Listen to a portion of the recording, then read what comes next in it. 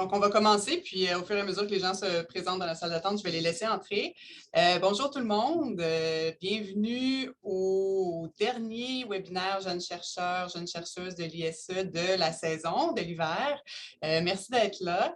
Je me présente pour ceux et celles qui ne me connaissent pas, Marie-Audrey Ouellette, je suis agente de recherche et de planification à l'ISE et j'anime la série de webinaires. Normalement, je co-anime avec mon collègue Éric Pinault, mais il est en train de donner une conférence en ligne, lui aussi, dans le bureau juste à côté. Je l'entends même. Donc, il s'excuse de ne pas pouvoir être là avec nous ce midi. Comme d'habitude, on a 1 heure ensemble, donc il est 12h30, on a jusqu'à 13h30. Notre présentatrice aujourd'hui, c'est Gabrielle Roberge. Elle est étudiante à la maîtrise en sciences de l'environnement, plutôt en fin de parcours. Donc, elle va pouvoir nous présenter pas mal de matériel, je pense, dans sa présentation. Donc, elle va nous parler du nerf brun bourdaine et du fait que cette plante-là peut être ou non un ennemi de la biodiversité québécoise. Donc, Gabrielle a préparé une présentation d'à peu près 30 minutes. Elle va vous interpeller au cours de la présentation pour échanger avec vous. Si vous avez des questions, n'hésitez pas à l'interrompre.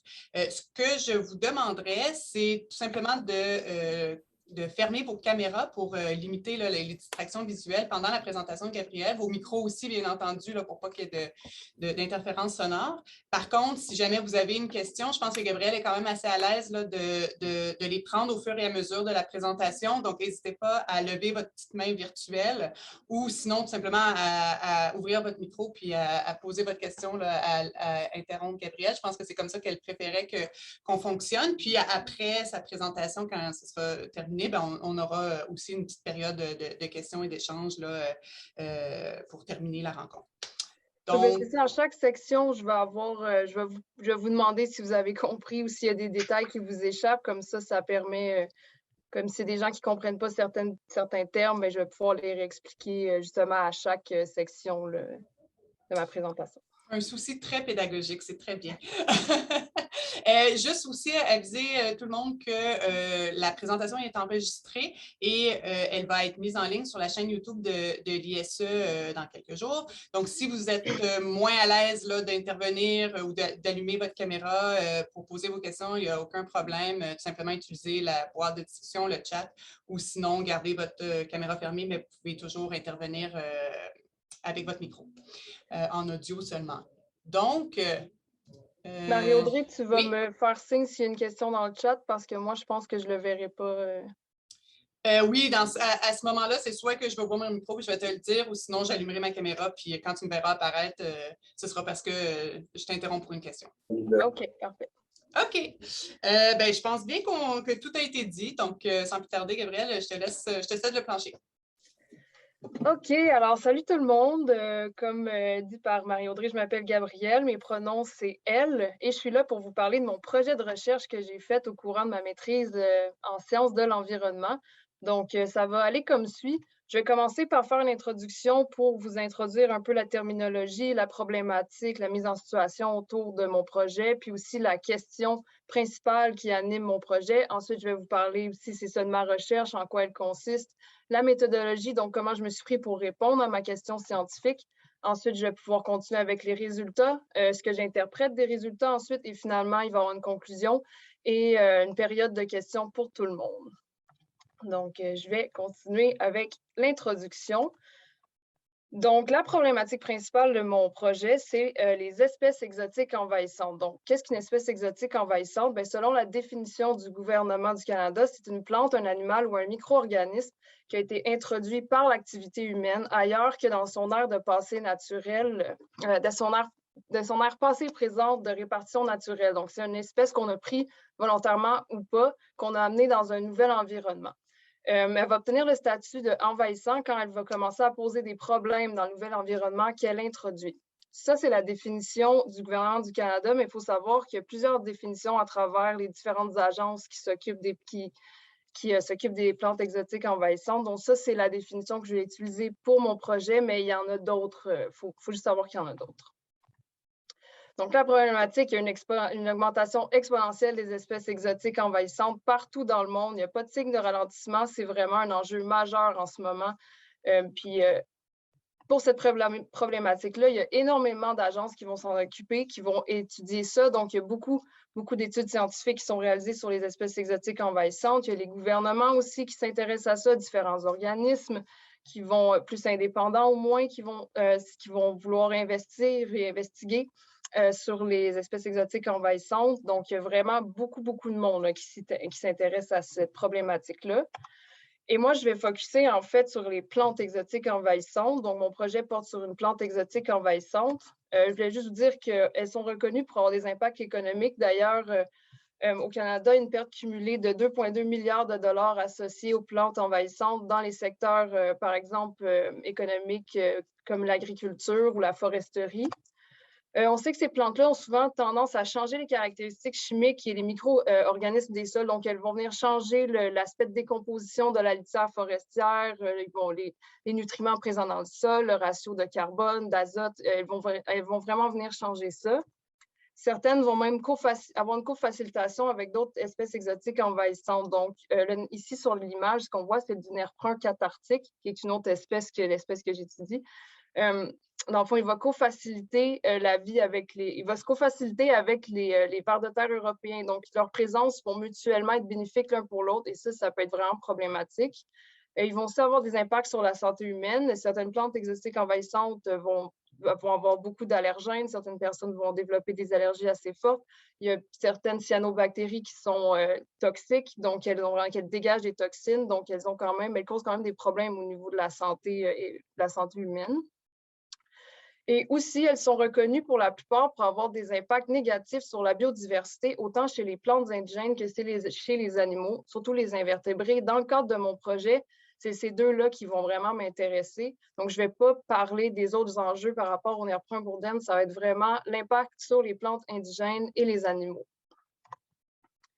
Donc, comment une plante va avoir un effet sur les autres plantes? C'est que la plante exotique envahissante va avoir une reproduction vraiment efficace et une croissance rapide et elle va être opportuniste. Donc, dès qu'il y a une place, elle va la prendre, elle va l'envahir. Puis, parce qu'elle forme parce qu'elle a un feuillage très dense, elle va venir bloquer l'accès à la lumière aux autres plantes qui sont en dessous. Donc, vraiment, elles prennent la place. En plus, elles bloquent le soleil pour les autres plantes. Elles vont changer justement les caractéristiques physico-chimiques des sols. Donc, ça peut inhiber certaines plantes de croître. Elles n'ont pas de prédateurs naturels. Donc, elles vivent pas d'herbivorie. Donc, elles sont très peu régulées par les autres organismes.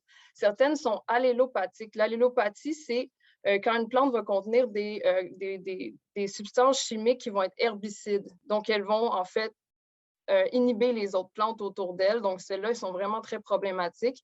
Et en plus, c'est ça, certaines vont être co-facilitées par d'autres espèces exotiques envahissantes. Tous ces facteurs-là vont faire en sorte que les plantes exotiques envahissantes vont altérer les écosystèmes. Donc, on va observer souvent une diminution de la diversité des plantes et des invertébrés et un changement de leur composition, donc la façon dont les espèces sont arrangées dans l'espace. On va avoir des changements à ce niveau-là. Puis, c'est ça, il faut savoir qu'en premier lieu, la plante envahissante va venir affecter les plantes indigènes et les plantes indigènes, souvent consommées par d'autres animaux, comme par exemple les invertébrés herbivores ou les détritivores, eux vont subir en fait les changements causés sur les plantes. Donc, c'est vraiment comme un impact à deux niveaux. Donc, on commence avec les plantes et ensuite, ça s'étale dans le réseau trophique. Donc, mon espèce à moi que j'étudie, c'est le nerf brun bourdelle ou le Frank-Bula alnus miller en latin. Donc, il a été importé volontairement en Amérique du Nord par les colonisateurs au 18e siècle pour ses vertus ornementales et médicinales. Donc, c'est un arbre qui est laxatif. Il s'en servait dans ce temps-là pour justement des vertus médicinales. Sa répartition entre 1950 et 90 a doublé et là, c'est encore pire. Là. Donc, on le voit vraiment partout. Sa répartition, il est très, très présent, surtout dans l'est de l'Amérique du Nord. C'est un arbuste de la famille des rhamnacées. Il y a un feuillage très, très dense. Le débourrement de ses bourgeons se fait de façon précoce au printemps. Donc, il va avoir des feuilles plus tôt que les autres plantes, puis il va les perdre plus tard aussi dans l'année, ce qui fait qu'il va couvrir vraiment longtemps, cacher la lumière vraiment longtemps. Il se reproduit facilement, une croissance extrêmement rapide. Puis également, il est connu pour modifier les composantes des sols.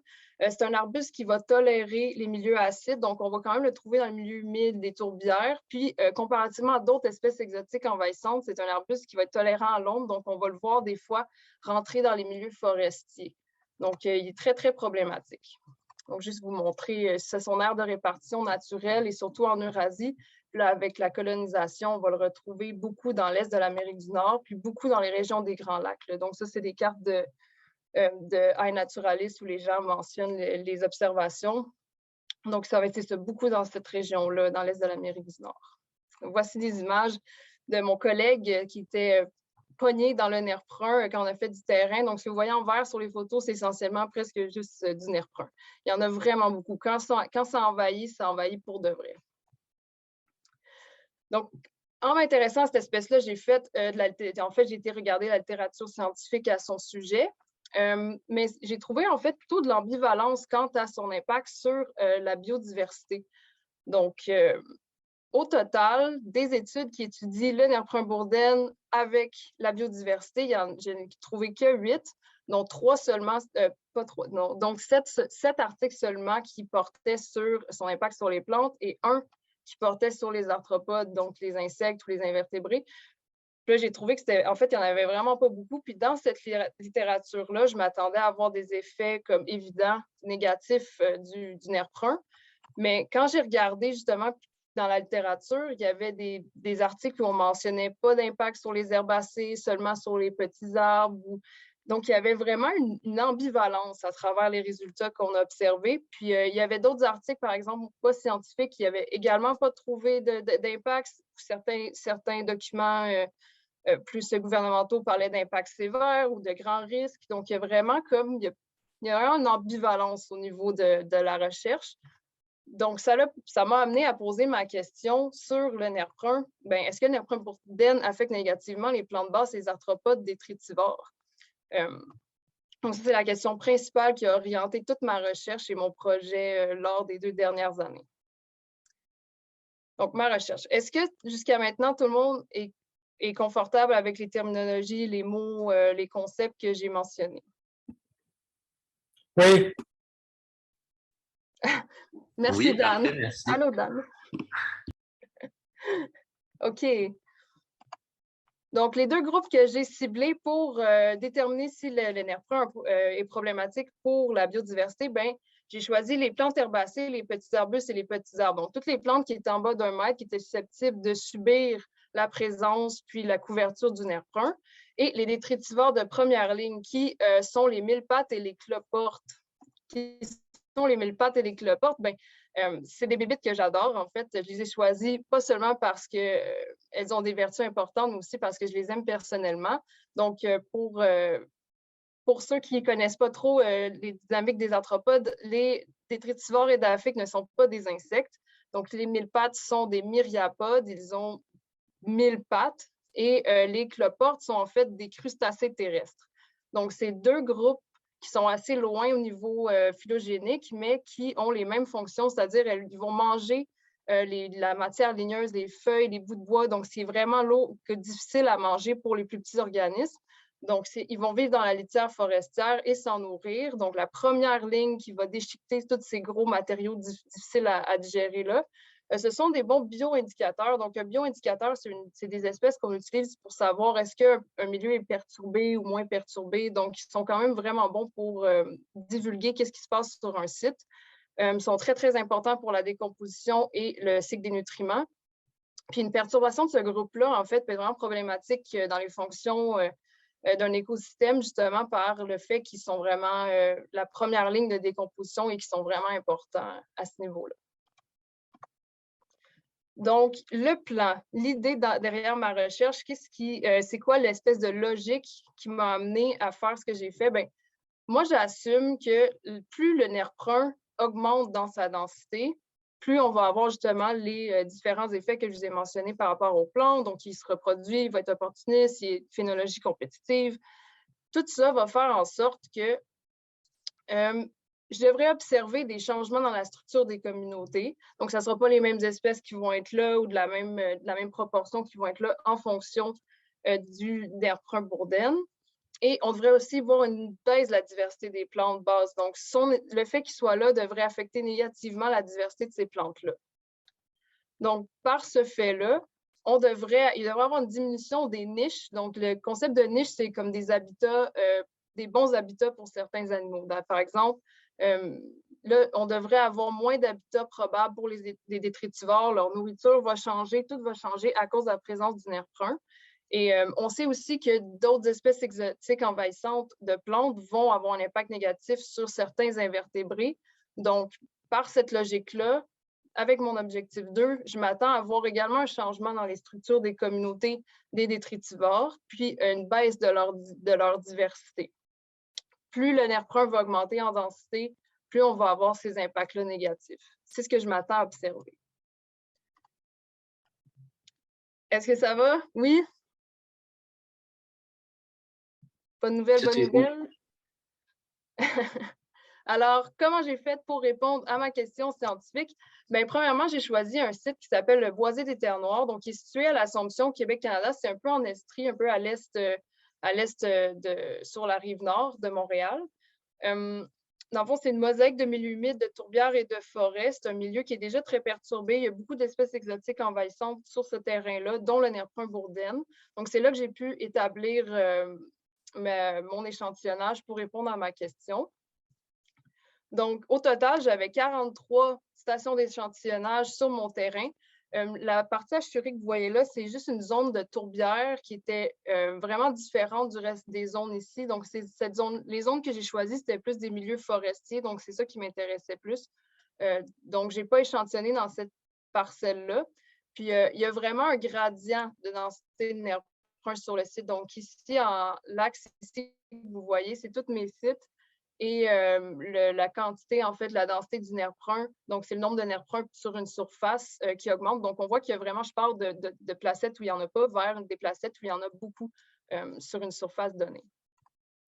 Puis, sur chacune de mes stations d'échantillage, j'ai été chercher la densité de nerf brun bourdaine, j'ai été récolter les arthropodes avec des pièges fausses. Donc, les pièges fausses, c'est des contenants, c'est des trous qu'on met un contenant dans le sol, puis les arthropodes, quand ils se promènent, ils tombent dedans. C'est vraiment style la Team Rocket là, dans Pokémon. Ils font des trous puis attendent que les gens tombent dedans.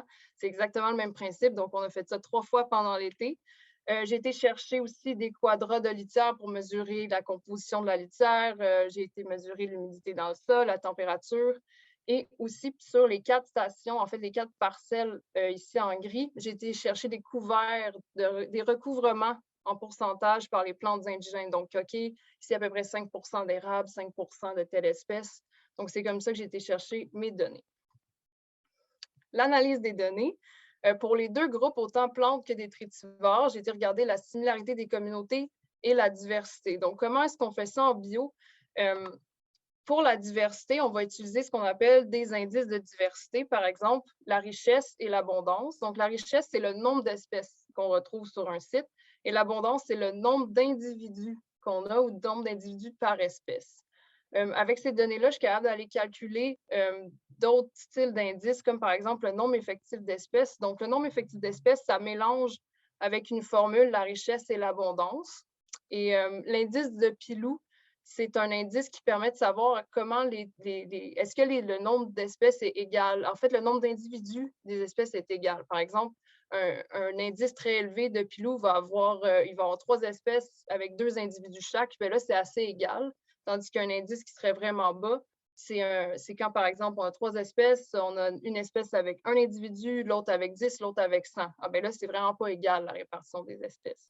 Donc, avec ces indices de diversité-là, je suis capable de les comparer, en fait, avec des régressions linéaires. Donc, en X, ici, c'est la densité du nerf brun que j'utilise. Donc, partant de vraiment peu dense à très dense. Et là, en Y, je vais aller mettre justement un de ces indices-là, puis on va voir si l'indice diminue ou il baisse ou il reste stable en fonction de la densité du nerf brun. Donc, ça, c'est pour ce qui est de la diversité. Et pour la similarité des communautés, j'ai utilisé ce qu'on appelle une analyse de redondance. Donc, je vais essayer d'expliquer simplement ce que c'est une analyse de redondance. Donc, j'ai des matrices de données. Par exemple, je vais avoir mes 43 sites ici. Et pour chacun de mes sites, j'ai les espèces avec le nombre d'espèces pour chacun. Donc ça me fait ma matrice d'espèces. Et ensuite, j'ai aussi une autre matrice de données où j'ai les mêmes sites, les mêmes placettes, mais avec des variables environnementales, c'est-à-dire, par exemple, le taux d'humidité, la quantité de bois, la biomasse de la litière, la densité du nerf brun. Et ensuite, ce qu'on fait avec cette analyse-là, c'est qu'on superpose ces deux bases de données-là, puis on est capable de voir quelle variable environnementale va expliquer plus de variations sur comment les espèces sont agencées dans la matrice qui est là. Donc, simplement parlant, c'est ça que j'ai fait pour mes analyses de données. Avez-vous des questions par rapport aux analyses de données? Non, merci. Merci, David. Donc, les résultats, au final, avec les plantes, ce qu'on observe, c'est qu'à peu près, il y a 21% de la couverture qui est du nerf brun. Le reste, c'est des espèces indigènes. Donc, j'ai 5% d'espèces rares. Donc, sur 54 espèces, j'en avais 27 qui rentraient dans moins de 5% de recouvrement. Donc, ces espèces-là, je les ai enlevées de mes analyses parce elles biaisent plutôt les choses, elles vont biaiser justement les résultats. Donc, mes analyses, je les ai faites en fonction de des herbacées, arbustes, arbres là, qui sont là et de les comparer avec le nerf brun bourdaine. Donc, dans mes résultats, je vais vous montrer la richesse, le nombre effectif d'espèces et l'indice de Pilou, puis les similarités entre les communautés. Donc, je vais commencer avec les similarités, qui est en fait le graphique qui sort d'une RDA. Ce qu'on observe, en fait, c'est que, est-ce que vous voyez tous les points? Oui? Oui, excuse. Est-ce que je peux me permettre de t'interrompre? J'ai une question dans le chat. Oui. Avant que tu poursuives. Donc, c'est Sébastien qui demande comment avez-vous déterminé la fréquence et l'intensité d'échantillonnage? L'échantillonnage de quoi? Sébastien, voulez-vous préciser, s'il vous plaît? Oui, c'est par rapport à l'échantillonnage des espèces floristiques et des invertébrés. Comment vous avez fait pour déterminer quelle période de l'année vous avez fait l'échantillonnage et ensuite la fréquence? En fait, les invertébrés, les pièges ont été ouverts pendant 2 semaines, 3 fois dans l'été, donc une fois en juin, une fois en juillet, une fois en août. Donc, ensuite, j'ai été faire une moyenne de l'abondance de mes espèces invertébrées. Puis pour les plantes, en fait, on n'a pas vraiment fait la différence entre les plantes printanières et tout. On a vraiment, ça a été fait au courant de l'été.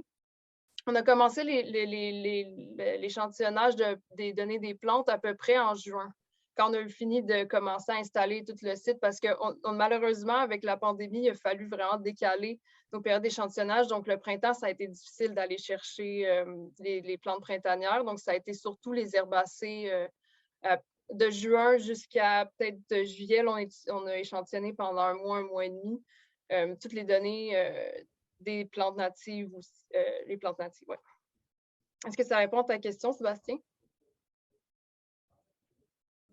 Oui, merci beaucoup. Ça fait plaisir. OK, je redisparais, je te laisse poursuivre, Gabrielle. Sur ma RDA, oui. Donc, une RDA, là, ce qu'on voit, il y a beaucoup d'informations. En rouge, c'est les espèces que j'ai retrouvées. En bleu, ce sont les vecteurs environnementaux, donc le pH, le couvert de la canopée, l'humidité. Et le nerf brun ici, la densité du nerf brun. Et les points qu'on voit, c'est mes différents sites. Puis ceux qui, en fait, quand ils se rapprochent, ça veut dire qu'ils ont des compositions similaires en espèces. Et quand ils sont vraiment loin, c'est qu'ils ont des compositions différentes. Ce qui est intéressant aussi de voir, oui, les points plus pâles, c'est ceux moins denses en nerf brun. Et ceux qui sont plus foncés, c'est ceux qui sont plus denses. Et c'est intéressant de voir qu'on a quand même un rassemblement ici des points qui sont plus denses, c'est plus fort en densité de nerf brun, puis on pourrait se dire, oh wow, dans le fond, le nerf brun est vraiment associé à ces espèces-là plutôt. Oui, mais quand on regarde les pourcentages d'explication de la variabilité de mon RDA, on voit qu'ils sont quand même vraiment très bas, donc 4,5% de variation expliquée, c'est très peu. Donc ça, c'est associé à cet axe ici qu'on voit, donc l'axe 2, qui est vraiment associé en fait avec le vecteur de densité de nerf brun. Donc, le nerf brun, ce que ça dit, c'est que le nerf brun est à peu près responsable de 4,5 de la variation expliquée, ce qui n'est vraiment pas assez pour dire, moi, personnellement, je considère que ce n'est pas assez pour dire que le NERPRA a un impact sur comment les communautés sont arrangées dans mon système. Déjà, on a le double d'explications expliquées avec quelques vecteurs environnementaux autres. Donc, ce que j'en comprends, c'est qu'il y a d'autres facteurs qui vont venir influencer comment les communautés se ressemblent et que le NERPRA ne fait pas vraiment partie de ces facteurs-là qui sont importants. Quand on regarde les indices de biodiversité, donc j'ai la richesse, le nombre effectif d'espèces et l'indice de Pilou. En anglais, on appelle ça le evenness. Donc, on peut voir que la richesse ne va pas changer vraiment non plus. Mon modèle n'est pas très explicatif. Donc, la variation entre les sites n'est pas vraiment causée par la densité de NERPRA. Mais quand on regarde le nombre effectif d'espèces, là, on voit qu'il y a quelque chose. Donc, on a un modèle qui est significatif. On a justement un effet négatif du NERPRA. Mais quand on regarde le R carré, en fait, c'est le pourcentage qui est expliqué par, ici, la densité du NERPRA dans la variation. Donc, il y a un petit effet. Le pourcentage expliqué n'est pas très grand, on parle de 17-18 %, mais c'est quand même quelque chose. On observe quand même une diminution du nombre effectif d'espèces dans mon système. Même chose avec l'indice ici de Pilou qui va diminuer pendant que la densité de NERPRA augmente. Donc, moi, ce que j'en conclus, en fait, avec ces résultats-là, si on revient aux hypothèses que j'ai faites, que le changement des structures des communautés n'est pas vraiment affecté par le NERPRA bourdaine dans mon système, mais que en fait, la diversité des plantes, elle va être affectée. Elle n'est pas affectée autant que je m'imaginais, mais quand même, on a un petit effet sur les plantes herbacées, les plantes basses dans mon système. En ce qui concerne les détritivores, donc encore une fois, tout ce qui est les couleurs rouges, c'est les espèces exotiques. En vert, c'est les espèces indigènes. J'ai 10 espèces au total, donc il n'y en avait pas autant que je pensais. Puis la majorité de ces espèces-là, c'était du Trachylepis radkii, qui est le cloporte ici, qui est la seule espèce de cloporte que j'avais sur mon système. Je n'ai pas encore creusé dans ce qui se passe par rapport à ça, mais c'est quand même intéressant d'avoir une seule espèce de cloporte. Je me serais attendue à en avoir un peu plus. Donc, qu'est-ce qui se passe avec les détritivores? En fait, je vais vous parler des mêmes indices avec les détritivores, sauf que malheureusement, je ne peux pas parler de richesse parce que j'avais tellement pas beaucoup de nombre d'espèces sur mes sites. Donc, au total, j'avais 10 espèces, mais mes sites, ils variaient tout le temps entre 2 et 6 espèces. Donc, il n'y a pas assez de jeux pour pouvoir dire qu'il y a un effet ou non. Fait que je n'ai pas pu calculer la richesse, mais j'ai quand même le nombre effectif d'espèces, l'indice de Pilou et la similarité des communautés. Donc, qu'est-ce qui se passe dans mon système avec les communautés de détritivores? Encore une fois, on a des pourcentages assez bas. On voit une petite association entre certains sites qui sont plus denses en NERPRA, mais de façon générale, ça va être vraiment plutôt les vecteurs environnementaux comme les débris ligneux, l'humidité qui semblent avoir un plus gros impact sur les détritivores. Intéressant de voir que le vecteur de diversité de plantes que j'ai obtenu en objectif 1 est vraiment à l'opposé du vecteur de densité de NERPRA. Donc, en fait, ça reflète un peu ce qu'on avait observé justement avec mon objectif 1, là, que plus la densité du NERPRA augmente, moins on a de diversité au niveau des plantes indigènes. Donc, quand même intéressant de voir ça, mais c'est encore, on a des pourcentages très, très bas. Donc, j'assume pas que le NERPRA va venir vraiment changer la structure de mes détritivores ici. Puis, concernant les indices de biodiversité, on a encore une fois un effet négatif. Donc, le nombre effectif d'espèces et l'indice de Pilou, les deux, vont être statistiquement significatifs. Donc, on va avoir un petit effet, mais encore une fois, on a des R carrés relativement bas, donc 10 14-15 % d'explication de la variation. Donc, je reste quand même tranquille au niveau de ces résultats-là, mais on a quand même un petit quelque chose qui semble en effet s'associer avec mes hypothèses à la base. Donc, pour ce qui est des détritivores, je ne vois pas beaucoup de changement de la structure dans les communautés, mais on a une petite diminution de la diversité des détritivores. Pas autant que je m'y attendais, mais quand même, on a un petit quelque chose. Donc, je suis rendue aux interprétations de mes résultats. Est-ce que ça va? Est-ce que pour les RDA, c'était assez précis? OK, je continue. Donc, ce que j'observe, en fait, ce que j'ai interprété de tout ça, c'est qu'on a un effet négatif sur les plantes basses, un petit effet, pas majeur, mais quand même présent. Il y a un effet encore plus faible chez les détritivores, mais encore là, on peut l'observer quand même. Donc, mon étude a quand même permis d'apporter plus d'informations dans la littérature. Déjà, il n'y en avait pas beaucoup, donc ça apporte ça, mais c'est toujours ambivalent. Donc, ce n'est pas aussi clair que je m'y attendais. C'est pas aussi, les résultats ne sont pas aussi blancs ou noirs qu'on pourrait s'imaginer. Donc, en fait, ça fit quand même avec la littérature qu'il y a déjà. Puis, comment j'interprète ça? En fait, peut-être que le nerf brun bourdaine n'est juste pas aussi problématique que les autres espèces exotiques envahissantes. Donc, une méta-analyse faite par PISEC qui ont vu qu'il y a à peu près 63% des espèces de plantes envahissantes qui vont avoir des effets vraiment marqués. Mais ça se trouve, le nerf brun bourdaine fait partie des espèces qui sont pas aussi fortes, en fait, dans leurs effets. Il y a plusieurs mentions. Moi, personnellement, j'ai remarqué sur le terrain que le nerf brun bourdaine semblait cohabiter un peu mieux que, par exemple, le nerf brun cathartique, qui est, lui, allélopathique, donc il va vraiment créer des monocultures, ce que je n'ai pas aussi personnellement remarqué sur le terrain. Et c'est ce que la littérature semble dire aussi, ce n'est pas aussi concret que le nerf brun cathartique, par exemple. Ça se peut aussi que le nerf brun bourdaine, oui, soit problématique, mais que dans l'invasion sur mon site, elle est trop récente. Donc, ça fait à peu près 30 ans que le nerf brun est là, au boisé des terres noires. Donc, c'est peut-être juste trop tôt encore pour voir des effets. Une étude que j'avais vue de Mills et Haas en 2009 n'ont pas remarqué d'effet après 15 ans du nerf brun bourdaine. Donc, si ça se trouve, après 30 ans, c'est là qu'on commence à avoir un peu d'effet, mais ce n'est pas encore vraiment solide. C'est possible. Peut-être qu'aussi les milieux forestiers, comparativement à d'autres milieux, vont être plus résistants. Donc, mon hypothèse, c'est un peu par rapport à la couverture du nerf brun sur les végétaux que ça venait faire des problèmes. Mais si c'est des végétaux qui sont déjà dans les boisés, qui ont l'habitude, qui sont tolérants à l'ombre, peut-être que la présence du nerf brun bourdaine ne vient pas trop les affecter.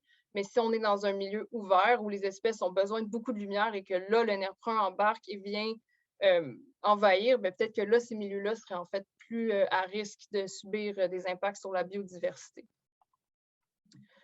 Donc, ce que je remarque, c'est que peut-être que très envahissant n'est pas synonyme de très perturbateur. C'est ce que certains auteurs avaient ramené aussi dans la littérature que j'ai vue. Même s'il est partout, le nerf brun, ça ne veut peut-être pas dire qu'il est aussi problématique que d'autres espèces qui pourraient être un peu plus localisées, mais absolument destructives. Donc, c'est ça que, en fait, c'est un peu à ces réflexions-là que ça m'a amené. Donc, finalement, défi controverse à travers cette étude-là, ce que je vois, c'est que les plantes exotiques envahissantes, ils vont vraiment varier dans leurs effets. C'est vraiment complexe, en fait, étudier les écosystèmes, c'est beaucoup plus complexe que je m'y attendais. Je savais que c'était compliqué, mais pas à ce point-là. Donc, il y a vraiment plein d'enjeux, puis surtout que les espèces exotiques envahissantes, c'est un enjeu majeur qui est vraiment gros. Puis, j'ai remarqué justement que souvent, on va les mettre dans le même bateau, les plantes exotiques envahissantes, mais comme au final, il semble avoir vraiment des différences au niveau spécifique. Elles ne vont pas tous agir de la même façon. Donc, je pense que c'est important de garder ça en tête.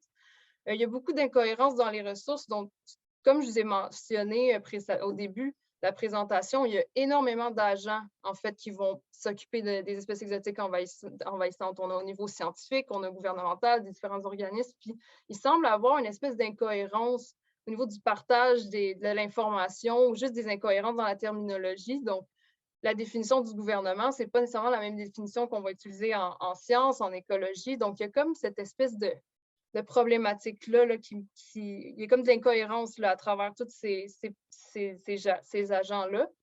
Et au final, même à travers la science, donc, il n'y a pas de standardisation dans les méthodes. Ça, c'est quelque chose qui m'a vraiment rejoint quand j'ai lu l'article de Barney et Hall qui mentionnait justement ce problème-là, c'est qu'on essaie de comparer les impacts des différentes espèces, mais on n'a pas de méthode standardisée pour le faire. Moi, j'ai travaillé avec les plantes basses puis les détritivores. Quelqu'un d'autre va parler des pollinisateurs. Puis il manque une espèce de structure pour qu'on puisse facilement puis plus efficacement comparer les espèces entre elles.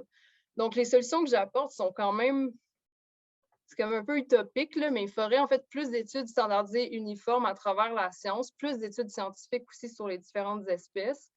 Il faut aussi s'assurer de faire la distinction entre les différentes espèces exotiques envahissantes qu'on mentionne, s'assurer, comme souvent le nerf brun bourdaine et le nerf brun cathartique vont être présentés ensemble dans des documents, puis finalement, ils ne se ressemblent vraiment pas dans leurs aspects, dans leurs risques, dans leurs mécanismes. Donc, je pense que ce serait important dans la vulgarisation et à travers les agences qu'on établisse un rapport uniforme entre les termes puis les espèces aussi.